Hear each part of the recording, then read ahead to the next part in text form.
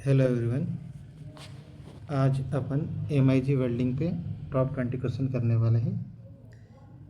ये सब question RRB JEE ITI training instructor ITI training officer in सभी परीक्षाओं में पूछे गए हैं। ये बहुत ही इम्पोर्टेंट क्वेश्चन है, कृपया इसे सॉल्व करिए। ठीक है। क्वेश्चन नंबर 1, MIG वेल्डिंग का पूर्ण रूप फुल फॉर्म क्या है? MIG वेल्डिंग का फुल फॉर्म, MIG वेल्डिंग को बोलते हैं metal inert gas welding. Option number B सही होगा इसका। ऑप्शन नंबर बी सही होगा। ठीक है।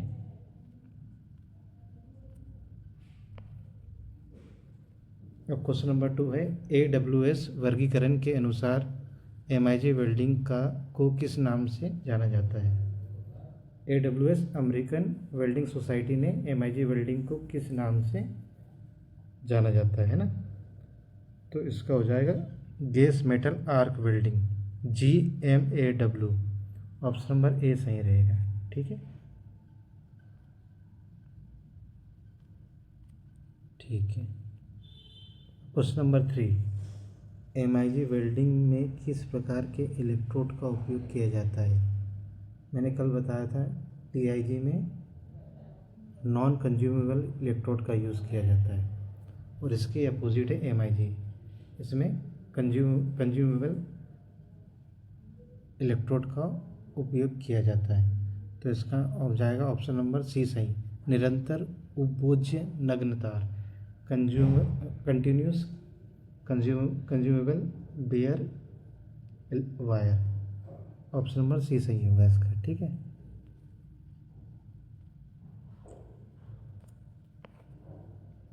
क्वेश्चन नंबर 4, शुद्ध एल्यूमिनियम की MIG वेल्डिंग के लिए आमतौर पर किस परिरक्षी गैस, शेडेड गैस का उपयोग किया जाता है? शुद्ध एल्यूमिनियम के लिए क्वेश्चन नंबर 4 का हो जाएगा, एल्यूमिनियम के लिए किया जाता है शुद्ध ऑर्गन। Option number A. ठीक है। क्वेश्चन नंबर 5, जब MIG वेल्डिंग में केवल CO2 का उपयोग किया जाता है तो इस प्रक्रिया को क्या कहा जाता है? जब MIG में CO2 गैस का यूज़ किया जाता है हीलियम और आर्गन की जगह, तो इसे कहते हैं MEG, metal active gas welding. Option number B का, ऑप्शन नंबर 5 का बी हो जाएगा। ठीक है। क्वेश्चन नंबर 6, MIG वेल्डिंग में वेल्डिंग आर्क और पिघली हुई धातु को वायुमंडल संदूषण कंटेमिनेशन से कौन बचाता है? जो वायुमंडल की अशुद्धियाँ है, प्रदूषण है, उससे MIG वेल्डिंग को कौन बचाता है?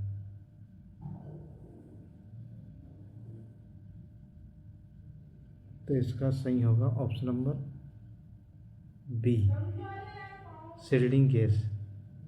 शील्डिंग गैस है जो प्रदूषण से बचाती है। ऑप्शन नंबर बी सही होगा। ठीक है। क्वेश्चन नंबर 7, MIG वेल्डिंग के लिए सामान्यतः किस प्रकार के बिजली स्रोत, पावर सोर्स, आउटपुट विशेषता की आवश्यकता होती है?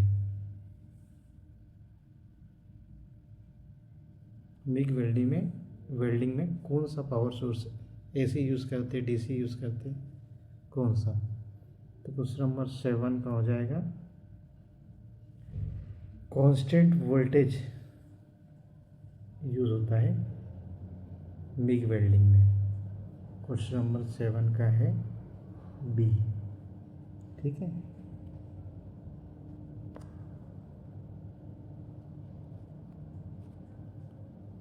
MIG, question number 8, MIG welding में स्वचालित रूप से विनियमित आर्क लंबाई, सेल्फ रेगुलेट आर्क लेंथ की विशेषता किसके द्वारा प्राप्त होती है? क्वेश्चन नंबर 8 का हो जाएगा सेल्फ रेगुलेटिंग आर्क लेंथ किसके द्वारा, किसके कारण प्राप्त होती है ना, किसके कारण प्राप्त होती है self regulating arc length? Question number 8 का हो जाएगा कांस्टेंट वोल्टेज बिजली स्रोत और निरंतर तार फीट की गति से होता है, ये है ना। क्वेश्चन नंबर 8 का हो गया बी।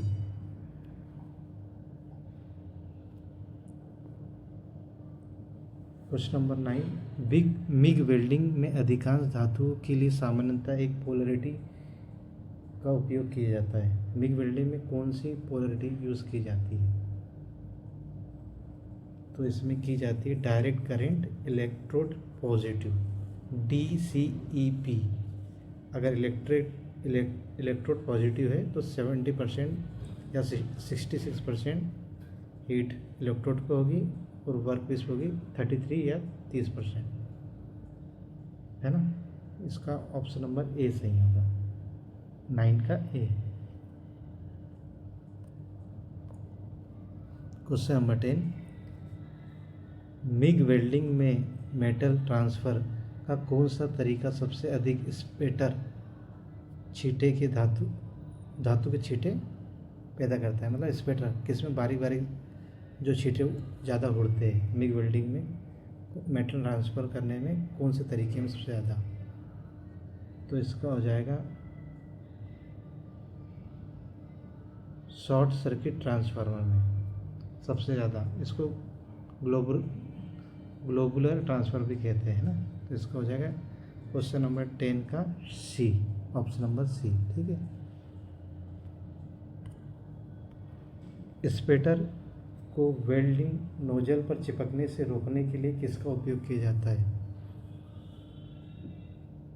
क्वेश्चन नंबर 11 का जो स्पेटर होते हैं उसको वेल्डिंग नोजल से न चिपके उसके लिए किसका उपयोग किया जाता है? तो इसमें है एंटी स्पेटर जेल या स्प्रे का यूज़ किया जाता है। क्वेश्चन नंबर 11 का ए, ऑप्शन से समझ में आ रहा है तो, है ना।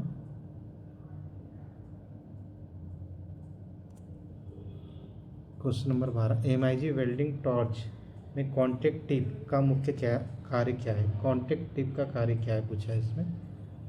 तो क्वेश्चन नंबर 12 का कॉन्टेक्ट टिप का कार्य है चलते हुए वेल्डिंग तार को विद्युत धारा स्थानांतरित करना, करंट को ट्रांसफ़र करना इसका मुख्य कार्य है, ठीक है। क्वेश्चन नंबर का बी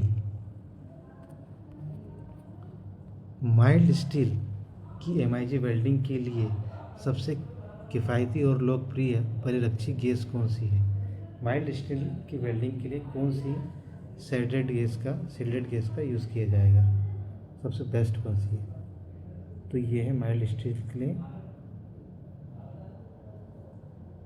75% ऑर्गन और 25% CO2।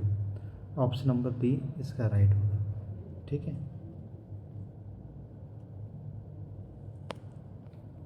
Question number 14 MIG welding के अंडरकट दोष होने का मुख्य कारण क्या हो सकता है?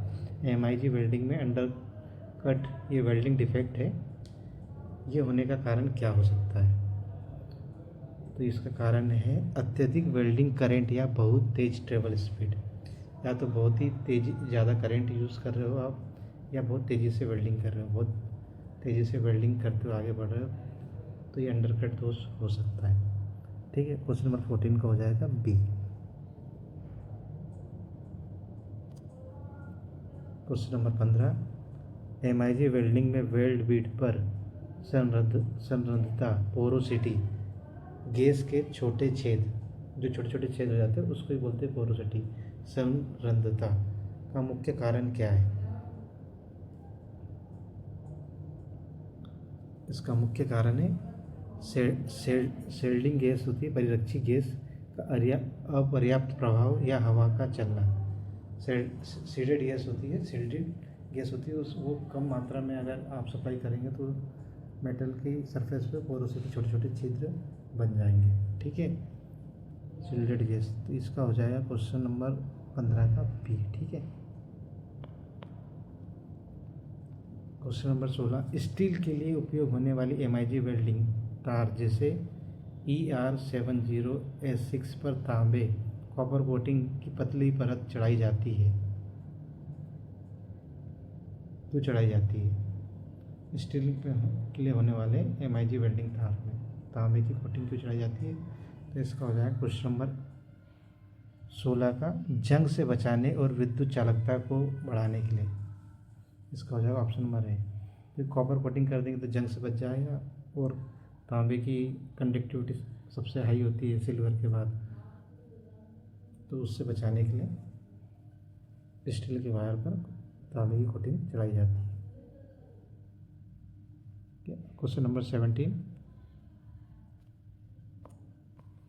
एल्यूमिनियम तार को सॉफ्ट प्रकृति के कारण एमआईजी वेल्डिंग में उसे बिना मोड़े फिट करने के लिए किस विशेष गन का उपयोग किया जाता है? तो इसके लिए किया जाता है स्पूल गन का या पुश अप सिस्टम का। एल्यूमिनियम तार को की सॉफ्ट प्रकृति को एमआईजी वेल्डिंग में बिना मोड़े फिट करने के लिए स्पूल गन का यूज़ किया जाता है। तो क्वेश्चन नंबर 17 का ए हो जाएगा, स्पूल गन या पुल सिस्टम। ठीक है, ओके।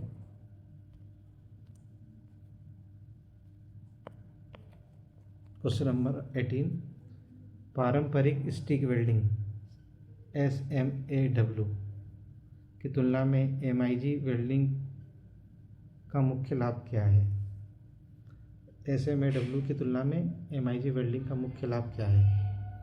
तो क्वेश्चन नंबर 18 का ए है, उच्च उत्पादन दर और बार बार इलेक्ट्रोड बदलने की आवश्यकता नहीं होती है।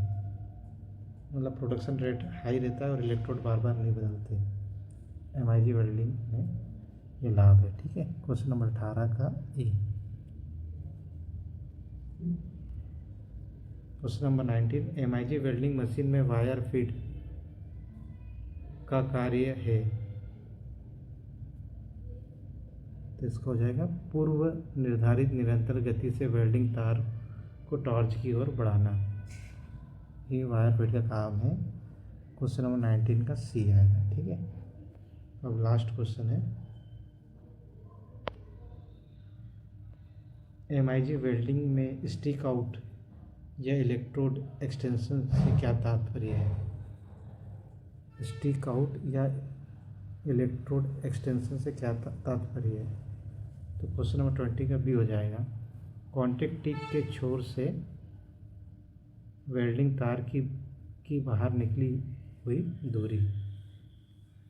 स्टिक आउट या इलेक्ट्रोड एक्सटेंशन से क्या तात्पर्य है? कॉन्टैक्ट टिप्स के छोर से वेल्डिंग तार की बाहर निकली हुई दूरी को बोलते हैं स्टिक आउट। ठीक है फ्रेंड्स, ये 20 क्वेश्चन हो गए। ये बहुत इंपॉर्टेंट क्वेश्चन है। ये पिछले कई एग्ज़ामों में आने वाले क्वेश्चन है, जैसे ITI ट्रेनिंग ऑफिसर हो गया, इंस्ट्रक्टर हो गया, RRB JEE में 10 नंबर का वेटेज है वेल्डिंग से।